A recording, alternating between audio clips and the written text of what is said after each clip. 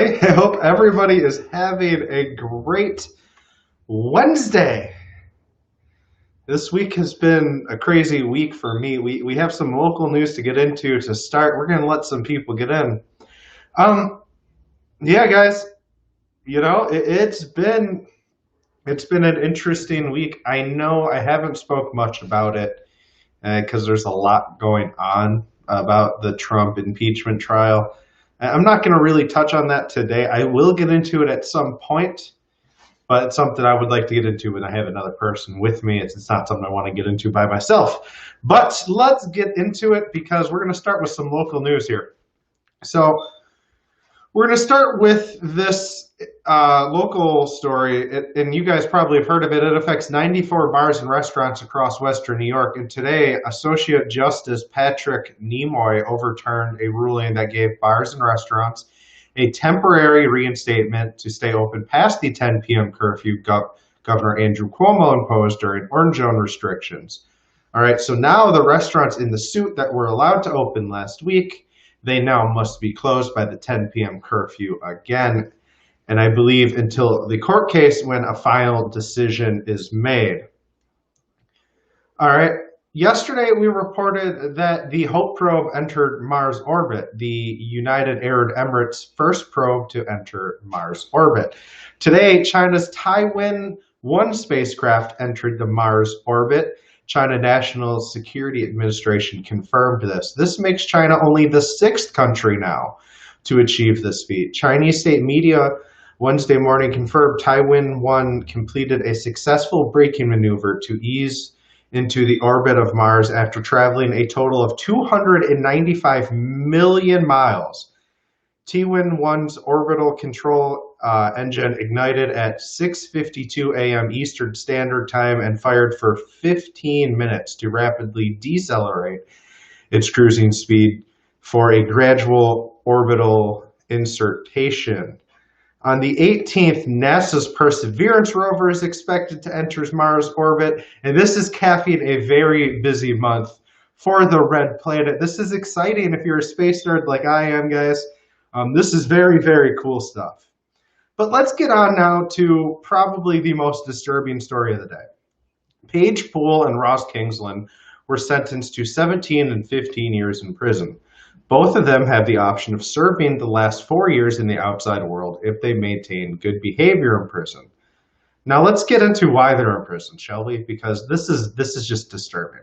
So Poole, 28, she pleaded guilty to a multitude of disturbing offenses, including 11 sexual assaults and taking and distributing indecent photos of a child. Kingsland pleaded guilty to multiple offenses, including aiding and abetting the sexual abuse of a child and conspiracy to assault a child.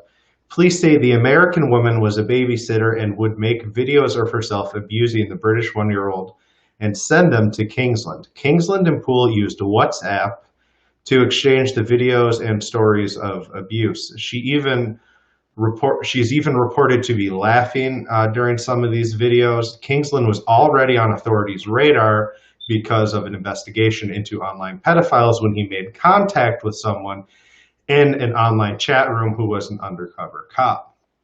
All right. The couple was also reportedly sending hundreds of messages back and forth and setting out their wish to have children together so they could abuse them.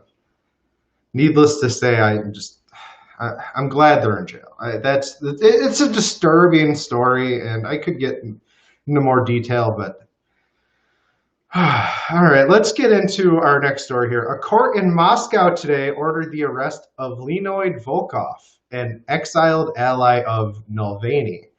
Russia has seen tens of thousands take to the streets protesting the jailing of Putin critic and Russian politician Alexei Navalny. The arrest order that was ordered today based on charges that Volkov, the head of the network of Navalny's team across Russia, encouraged minors to take part in unauthorized rallies, came hours after Russia's investigative committee added him to the country's wanted list. And guys, the Russian people haven't responded well to this yet.